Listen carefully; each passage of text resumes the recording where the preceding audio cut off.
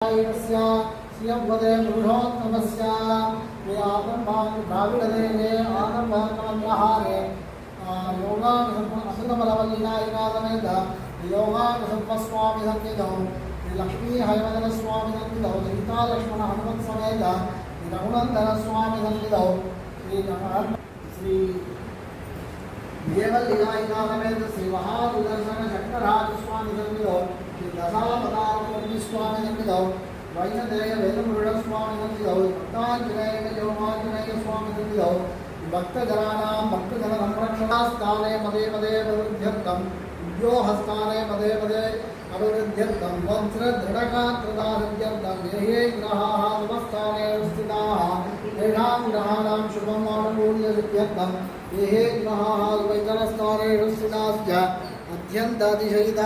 शुभफलप्रसादृत्वसिष्टानुगौमनमासे पक्षे पौर्णमास्यां शुभदिनौ वासरः भौमवादरयुक्तायां श्रवणनक्षत्रयुक्तायां श्रीर्णेन शुभयो निर्वहण एवं गुण विजयगणयुक्तायाम् अस्यां पौर्णमास्यां शुभदन्तौ श्रीभगवदाज्ञया नारायणं दीप्त्यर्थम् अश्वस्य देवदेवस्य अखिलाण्डकोटि ब्रह्माण्डनायकि पदे पुरुषोत्तमस्य द्राविडदेवे आन्दाळय आलम्भाग्नवग्रहारे अमृतबलवल्लिनायकासमेत योगानुसम्मस्वामी सन्निधौ विद्यालक्ष्मीनायकासमेत श्रीलक्ष्मी हरिवदनस्वामी सन्निधौ सीतालक्ष्मण भरत शत्रुघ्न हनुमत समेत रघुनंदन स्वामी सन्निधौ श्रीमल्लम्भैर्मङ्गानायकासमेत श्री श्रीनिवासस्वामी सन्निधौ रङ्गनायकासमेत श्रीरङ्गनाथस्वामी सन्निधौ गोदानायकासमेत श्रीरङ्गराजस्वामी सन्निधौ श्री दशावतार स्वामी सन्निधौ देवल्लिनायकासमेत श्री महासुदर्शन चक्रराज स्वामी सन्निधौ महालक्ष्मीनायकासमेत श्री सत्यनारायण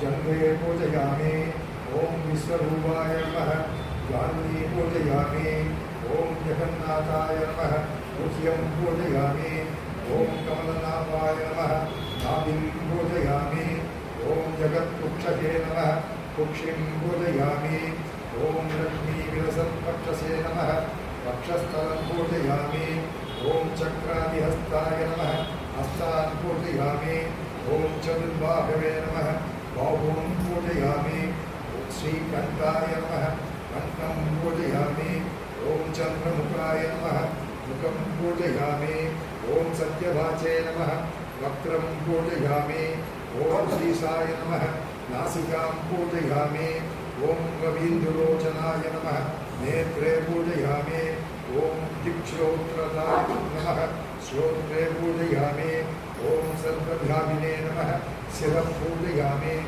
ओं श्री सत्यनारायण स्वामिने नमः सर्वाङ्गयानि पूजयामि लीलामानुष्यविग्रहाय नमः ओं श्रीदत्तकौस्तुभधराय नमः ओं यदुधावत्सलाय नमः ओं हरये नमः ओं चतुर्जातसङ्कासिकाय शङ्कान्विताय नमः ओं देवकीनन्दनाय नमः ओं श्रीशाय नमः ओं श्रीनन्दगोपप्रियात्मजाय नमः ओं यमुनावेगसंहारिणे नमः ओं बलभद्रप्रियानुजाय नमः ओं भूतनाचिदानन्दविग्रहाय नमः ओं नवनीतविद्यानन्दाय नमः ओं नवनीतनराय नमः ओं नमकाय नमः ओं नवनीतनवाहारप्रतिये नमः ओं सुभवादहां प्रदां दीप्तवे नमः ओं गोविन्दाय नमः ओं योगिधाम्पदये नमः ओं वत्सवासराय नमः ओं नवन्दाय नमः ओं देवराजरत्नन्दनाय नमः ओं त्रिनेत्रनावर्तनाय नमः ओं यमुनावर्तनाय नमः ओं पुत्रनावर्तनाय नमः ओं नमस्यावतारकृतये नमः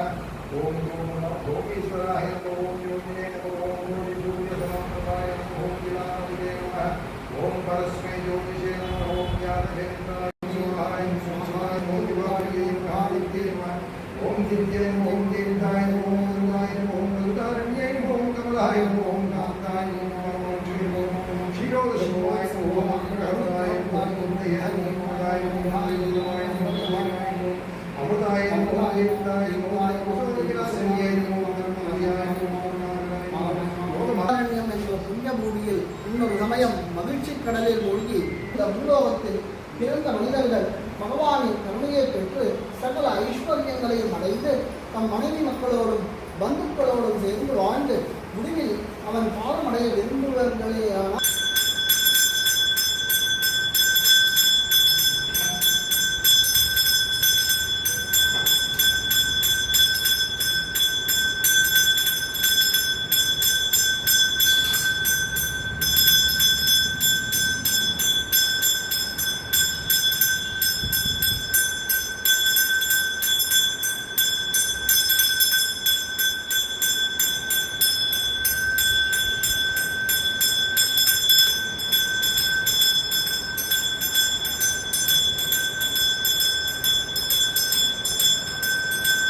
இருந்த பகவான், ஐயா, தாங்கள் செய்த கர்மாக்களில் இருந்து விடுபட்டு இன்புற்று சகல சௌபாகியங்களும் பெற ஓர் உபாயம் சொல்லுகிறேன்.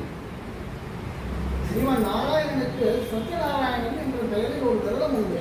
அந்த விரதத்தை நீங்கள் முறையோடும் பக்தியோடும் அனுஷ்டித்தீர்களேயானால் உங்கள் துன்பங்கள் அனைத்தும் நீங்கி சகல சௌபாகியங்களும் பெற்று மனைவியோடும் பந்து மித்திரர்களோடும் இன்புற்று வாழ்வீர்கள் என்று கூறினார். அதை கேட்டு மகிழ்ச்சியடைந்த அந்த பிராமணன் அந்தனரை நோக்கி, பெரியவரே, தங்களுக்கு இந்த வார்த்தையை கேட்டு நான் மிகவும் மகிழ்ச்சி அடைகிறேன். தாங்கள் புரியபடி இந்த விரதத்தை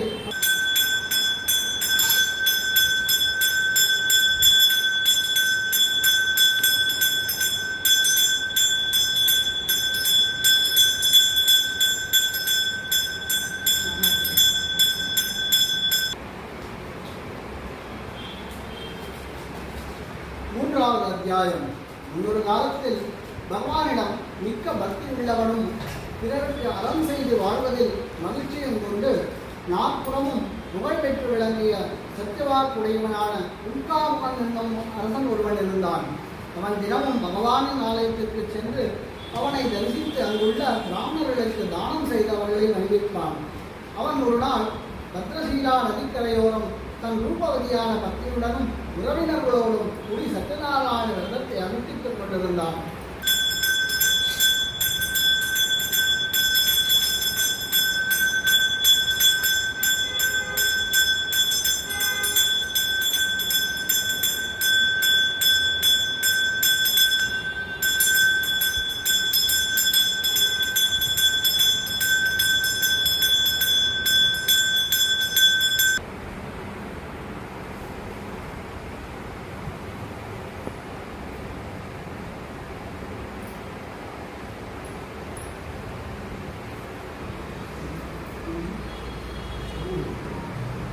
நான்காவது அத்தியாயம்.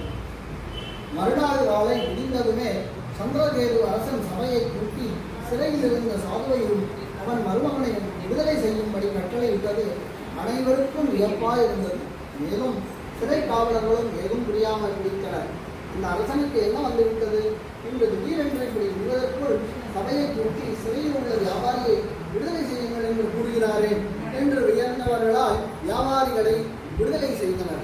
அரசர் மேலும் தமக்கு என்ன சிறை விதிக்கப் போகிறாரோ என்று பயத்துடன் மரபவைக்குள் பிரவேசித்த சாதுவையும் சுந்தரத்தையும் கண்ட அரசர் வேட்டையின்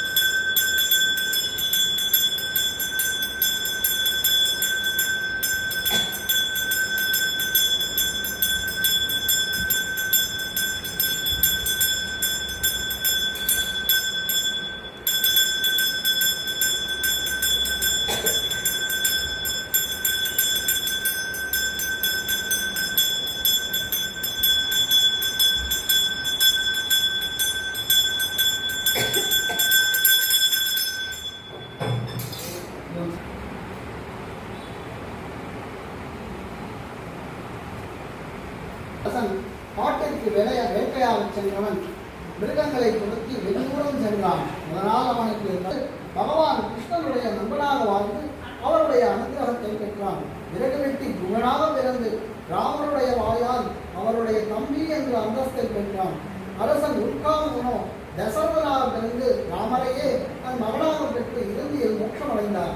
வணிகனோ மோரத்வஜனாக பிறந்து தன் உடலின் மாமிகத்தை அந்தர்களுக்கு தானமாக அளித்து பேரும் புகழும் பெற்றான். குந்தத்வஜன் அடுத்த இடத்திற்கு பிரம்மாவாக பெரும் பதவியை பெற்றார்.